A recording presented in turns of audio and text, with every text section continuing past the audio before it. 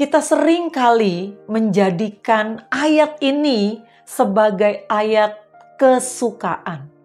Mungkin kalau kita punya Alkitab, kita bahkan menstabilo ayat ini.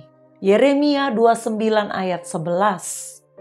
Sebab aku mengetahui rancangan-rancangan apa yang ada padaku mengenai kamu. Jadi rancangan tentang kita di hadapan Tuhan.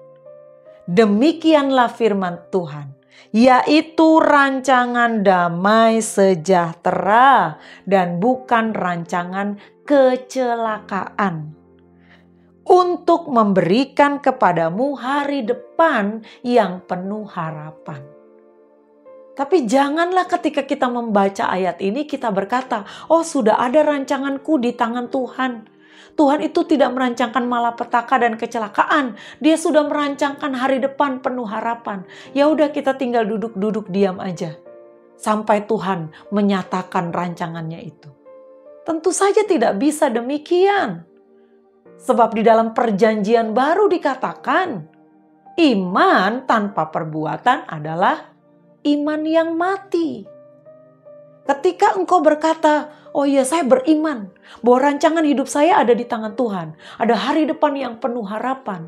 Tapi iman itu tidak pernah kita ambil tindakan di dalamnya. Tentu saja tidak akan terjadi hari depan yang penuh harapan itu. Dan seringkali kita hanya membayangkan hari depan yang penuh harapan itu erat kaitannya dengan keberhasilan hidup, khususnya kita menjadi orang kaya.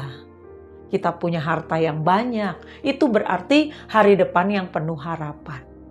Padahal Tuhan itu bukan saja memberikan hari depan yang penuh harapan ketika kita ada di bumi.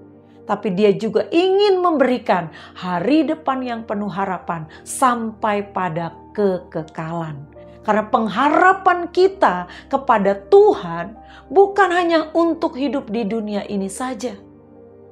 Tetapi yang membuat pengharapan kita kuat adalah Tuhan menyatakan satu saat di mana dia ada, di situ kita ada. Di mana tidak ada lagi tangisan dan air mata, di mana tidak ada lagi sakit penyakit dan penderitaan. Itulah hari depan yang penuh harapan. Tapi waktu kita ada di bumi, sekalipun kita beriman kepada Tuhan, tetap ada tanggung jawab. Bagian dari tindakan iman itu yang harus kita wujudkan dengan cara kita rajin belajar, kita kerja keras, kita giat, kita jujur dalam hidup kita melakukan bagian kita, mentaati kehendak Tuhan, mentaati semua yang Tuhan katakan, lalu kita berjalan di dalam setiap perkataan-perkataan dan nasihat Tuhan. Barulah janji itu benar-benar digenapi dalam hidup kita. Kita akan memiliki hari depan yang penuh harapan. Kepercayaan kita adalah ketika kita menaruh hidup kita sepenuhnya di dalam tangan Tuhan. Walaupun Tuhan berkata rancanganku bukan rancangan kecelakaan. Tapi jangan juga kita menghakimi bahwa ketika ada orang percaya yang kecelakaan lalu kita berkata, oh kamu hidupnya gak di tangan Tuhan. Kan Tuhan sebenarnya gak pernah merancangkan kecelakaan. Atau waktu kita mengalami kita berkata, Tuhan bukankah engkau berkata rancanganmu bukan kecelakaan? Kenapa saya celaka? Seringkali lewat peristiwa-peristiwa yang kita anggap celaka, kita anggap tidak baik, Tuhan itu sedang mengajar kita.